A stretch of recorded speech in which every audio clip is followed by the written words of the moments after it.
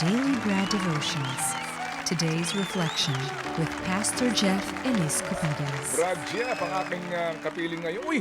Dali Ba, lang. parang Sorry, baka babiyahe, nagmamadali ah. si Brad Jeff. Okay. Yes, good morning, Sel. Good morning, Professor. good morning, Brad Jeff. Si Okay. Ate Marcel pala ngayon, Yeah. kaya pala magandang gising ni Brad Ted. Oo naman. Kasi pag pinag-uusapan natin ng mga balita, hindi pa iiwan itong ating Malacanang girl na ngayon sinasabi na meron na palang kapalit. Sandali, Brad. Sino ang papalit kay Ginoong Cesar Chavez? Ang dating broadcaster na si Jay Ruiz. Tatayo bilang PCO Secretary. Yung dating patrol ng Pilipino. Yeah, wait. Yeah. Jay Ruiz, patrol ng Pilipino, si Jay Ruiz. Si Jay Ruiz. So, Jay, good luck. Good luck. See you in Malacanang. Good luck sa iyo, Jay. Oo.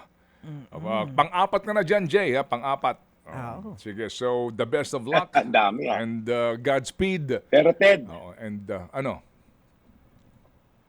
Ted, si Marcel hindi mapapalitan. Binibining PUP lagi yan. Yari tayo dyan. Kahit mga higit 2 dekada na yung nakakaraan, Pastor Jeff? Ay, Hindi parang, mapapalitan yan. parang saligang batas yan. Nakaukit yan sa Ay, kasaysayan yari ng talaga PUP. tayo. Naman. PUP Santa Mesa. Yan si Ate Marcel. Anong dekada yon, Sel? Nako, kopong-kopong. More than 2 decades na nga, Manong Ted. Okay. Oo. No? Naka-shorts pa Matagal at na. least. Naka-shorts ka pa. Oo. Okay. O sige, ito.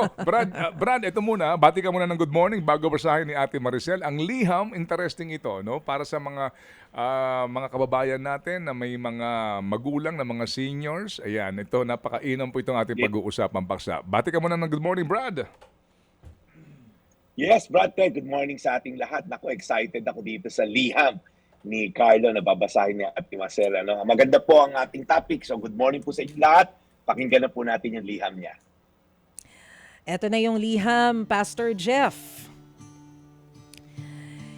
Pastor, idolo ko ang aking ama. Habang lumalaki ako ay inspirasyon ko ang husay niya sa trabaho at pakikisama sa tao. Bata pa lang ako ay bilib na ako sa narating sa buhay ni Papa. Siya ay isang arkitekto na head ngayon ng planning department sa isang real estate company. Pero ngayong siya ay senior citizen na, parang nagbabago ang pagtingin ko sa aking ama. Parang wala siyang bilib sa narating niya. Napapansin ko kasi sa kanyang pananalita na para bang puno ng regrets ang buhay niya. 64 years old na ang aking ama at kakaretiro lamang. Madalas siyang pumunta sa mga reunion kasama ang mga kaibigan at kaklase noong high school at college. Natutuwa ako na may oras na siyang lumabas ngayon.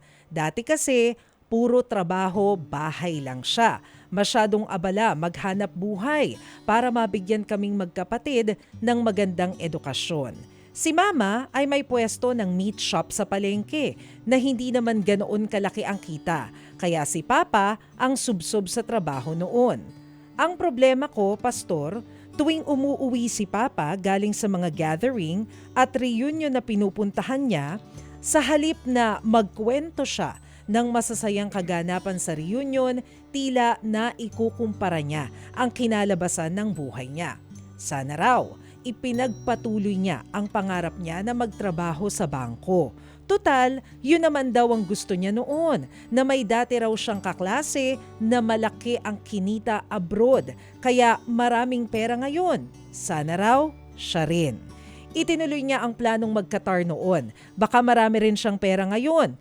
At may kaklase raw siyang pinasok ang trabahong marketing na malaki raw pala ang sweldo. Sana raw, sinubukan din niya ang propesyon na yon.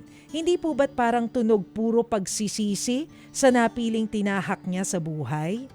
Pastor, sa pananaw ko ay naging maganda naman ang buhay ng aking ama. Maayos ang trabaho, nakapagpatapos ng 2 anak sa kolehiyo, may bahay at lupa at mga sasakyan. Isa pa, siya ang nagtuturo sa akin noon ng tungkol sa pagiging kontento sa anumang ibinigay sa iyo ng Diyos. Kaya noon pa man, masaya na ako sa kahit anong simpleng bagay na meron ako. Siya ang idol ko. Paano ko ba sasabihin sa papa ko na sana maging masaya siya sa kung ano man ang naging direksyon ng buhay niya, sa paraan na hindi siya ma-offend kasi baka sabihin niya, anak niya lang ako, bakit ako ganun magsalita sa kanya? At kung maririnig niya man ang sulat na ito, sana mabigyan niyo siya ng magandang mensahe na makakapagpaalala sa kanya na maswerte siyang tao sa lahat ng narating niya. Aabangan ko po kung anong say mo, Brad. Carlo. Yan, Brad Chef. Ang Ayan. sulat ni Carlo. Wow, ganda. Mahabang sulat pero Mm-mm. napaka-meaningful. Anyway, sige, sagutin natin. Try nating sagutin. Ano? Alam mo, Carlo, napakagandang kwento ng paghanga mo sa iyong ama. Kitang-kita rito kung paano mo siya tinitingala bilang isang mabuting ama at I'm sure huwarang tao. Nakaka-touch na gusto mo siyang tulungan na makita yung kagandahan ng kanyang narating sa buhay. May konti na ako advice sa'yo. Una-una, natural lang na makaramdam ng pagsisisi ang isang taong maaaring sabihin natin nasa twilight na o nasa huling yugto na ba, yung kumbaga sa race, last lap. Kapag dumarating ang isang tao sa yugto ng retirement, karaniwan i-review nila yung kanilang buhay. Minsan napapaisip sila kung ano talaga yung naging buhay nila, tama ba talaga yung pinili nilang landas. Marami silang what ifs. Pero hindi ibig sabihin nito, Carlo, na hindi sila masaya. Ha? Madalas lang bahagi lang ito ng proseso ng pagtanda at pagnilay-nilay. So gusto ko rin tanong, kontento pa talaga siya? Maaaring hindi niya napapansin na sa tuwing nagkukwento siya ng ganito, ng ganyan, nagmumukha hindi siya kontento. Baka gusto lang naman niyang i-verbalize yun ng mga what ifs na. Pero hindi naman ibig sabihin, tingin ko, na hindi niya mahal yung naging buhay niya pag nakikita niya kayong magkapatid.